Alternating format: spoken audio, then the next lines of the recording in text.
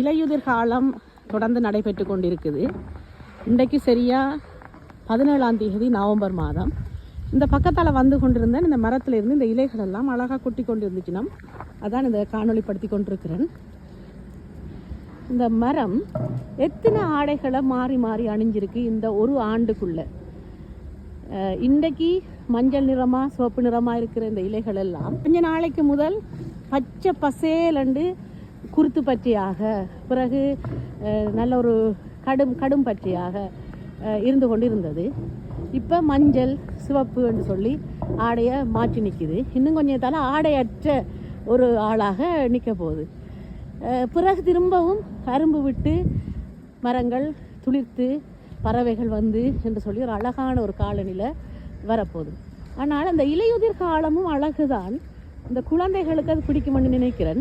சருகுகள் கீழே விழுந்து சருகுகளுக்குள்ள நடந்து போய் ஒரு கிளசலாண்ட ஒரு சத்தம் கேட்டு ஒரு அழகான காலநிலை தான் அதுவும்.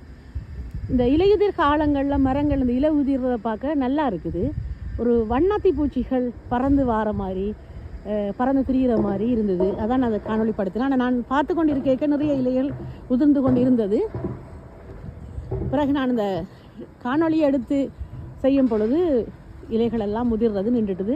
என்றால் ஒரு பெரிய காற்று பலமாக வீசின இடத்துல நிறைய இலைகள் உடனே உதிர்ந்துட்டுது. அதை பார்த்துட்டு தான் நான் இதை காணொளிப்படுத்தணும்னு ஓடி வந்தேன் நான். ஆனால் அதுக்குள்ள நிறைய இலைகள் எல்லாம் முதிர்ந்து கொண்டு போயிட்டுது. இலையுதிர் காலங்களை ரசிக்கிறாக்கள் யாராவது நீங்கள் இருக்கிறீங்களா? உங்களுக்கு இந்த இலையுதிர் காலம் பிடிக்குமா அல்லது இலை தளிர் காலம் பிடிக்குமா, கோடை காலம் பிடிக்குமான்னு சொல்லுங்க. அதோட இந்த மரத்தில் பாருங்க ஒரு கூடும் இருக்குது. இந்த மரத்தில் ஒரு குடும்பம் வாழ்ந்துட்டு போயிருக்கு, அதில் வாழ்ந்து கொண்டு இருக்குதுன்னு நினைக்கிறேன். எவ்வளவு நன்மை செய்யுது இந்த மரம். ஓரறிவை கொண்ட இந்த மரம் எவ்வளவு நன்மைகளை இந்த உலகத்துக்கு செய்யுது. ஆறறிவு படைத்த நாங்கள் இந்த உலகத்துக்கு என்ன செய்கிறோம்? நன்மை செய்யாட்டிலும் தீமை செய்யாமல் இருக்கிறோமா என்ற ஒரு கேள்வி எனக்குள்ள இப்போவும் எழுகிறது.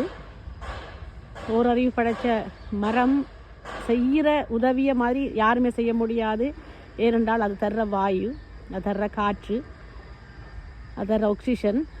இந்த ஓரறிவு படைத்தது இதுக்கு ஓரறிவுன்னு நாங்கள் போட்டிருக்கிறோம். ஆனால் அந்த ஓரறிவு இல்லை என்றால் இந்த ஆறறிவு உயிரினங்களோ 5 அறிவு உயிரினங்களோ எந்த உயிரினங்களோ இந்த மண்ணில் வாழ முடியாது.